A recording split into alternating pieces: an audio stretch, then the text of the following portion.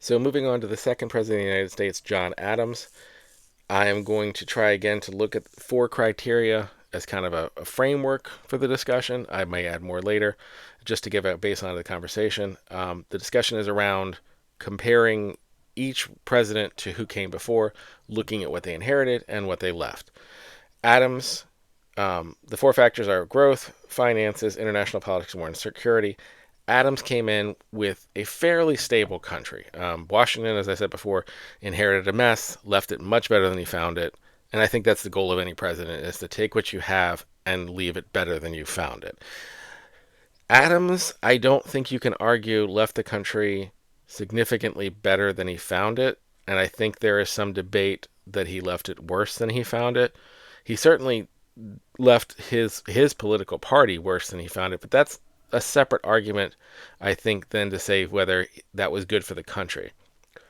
Adams is one of those, what when I was thinking about this project, was one of the ones I was thinking about the most, because I think most people who study American history would say John Adams was a really good founding father. He did a lot of positive things in the foundation of the country, in the American Revolution, in the early stages of setting the framework. As a framer and as a founding father, Adams is top notch. And so people think of Adams and go, okay, he was very good.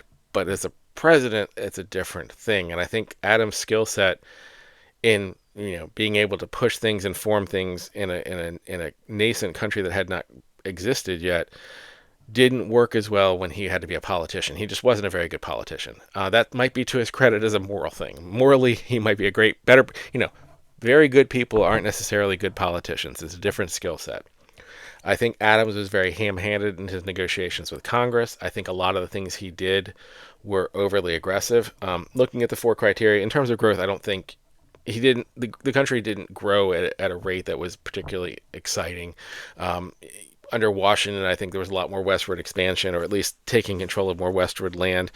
I think Adams probably continued that, but I wouldn't say like he was notable, like we will talk about next week when we do Jefferson with the Louisiana Purchase, for God's sake. But I don't think it's a knock. I don't think it's a negative for him. Finances, I think he had to spend money because of things that were happening with regards to international politics, because he didn't navigate the international politics well. We'll discuss that when we get to international politics, but I think he had a situation where he needed money and he didn't handle it well. Passing a tax that was functionally a property tax, I think they called it the window tax in Pennsylvania, a horribly unpopular tax. Adding this new tax led to protests, and then he didn't handle the protests very well. He was way too aggressive. He he he didn't need to go as hard as he went. It wasn't a whiskey rebellion. It didn't need to be the same situation as Washington, and he didn't read the room properly.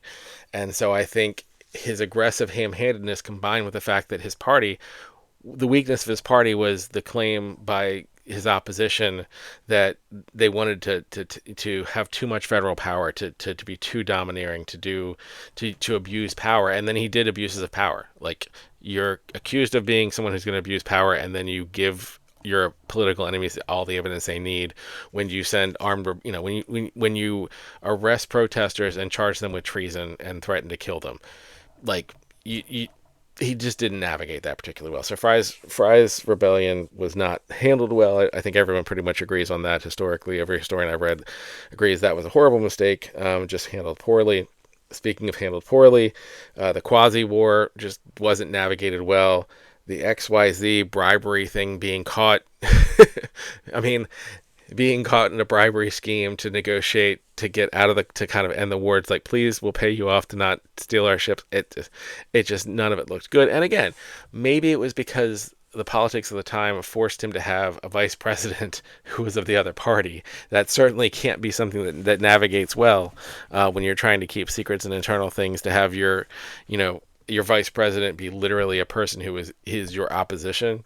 I'm sure that's a decision we no longer do anymore. That was a decision that was made, but Adams just didn't navigate the politics very well, and that's why he didn't win re-election. I think he did a bad job with politics. He did such a bad job that, for all intents and purposes, he killed his party. Like, yeah, they existed for a couple cycles, and they ran a couple more people for president, but like, the Federalists were done after Adams because in large part of Adams. When coming in, they won the presidency, and although Washington wasn't overtly a Federalist, I think most people agree he had Federalist leanings. He was definitely more in favor of a strong federal government, more toward the Adams side than the Jeffersonian side. At least I think that's pretty clear. And Adams squandered all that. Now, there's an argument that was not a bad thing for the country, perhaps. And I think one of the things that I would give 100% to Adams credit is, ironically, one of his abuses of power turned out to be one that added a lot of stabilization to the country, and that was the appointment of Marshall to the court and the functional creation of the Marshall Court. Yes, the midnight judges were, again, another example of Adams being ham-handed, abusing powers, pushing judges in at the last minute. It was not great as far as optics. As far as outcomes, though, I think when you think about the Marshall Court, even if you disagree with some of the decisions, foundations like Marbury versus Madison allowing judicial oversight for constitutionality are core to everything that has come after. Absent that type of federal oversight, I don't know that we would have a country that was functional. That was a necessary thing. That was a necessary check on power. And ironically, the Federalist, the pro government power person, is the one who put that check in place, or put the person who put that check in place. So Adams 100% deserves credit for Marshall. If you have any doubt about Marshall as being valuable, consider who came after Marshall in terms of Taney.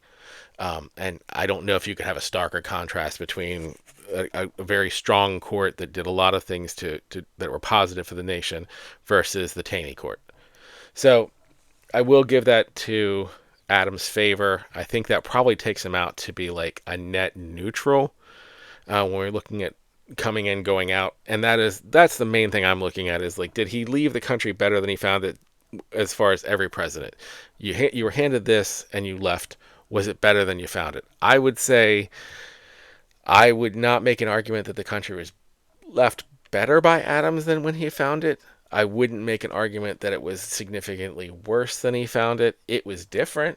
I think the foundation of the court was different, but I also think the Alien Edition Act haunts us to this day. So I would say that comes out to be a net. If you ask me if it was better or worse, I would say I'm torn and it's in the middle. I can't say that about Washington. Washington 100% left a much better country than he inherited.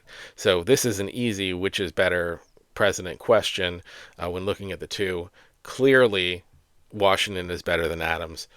And that's how we end all these segments. So I will see you all next week for Jefferson.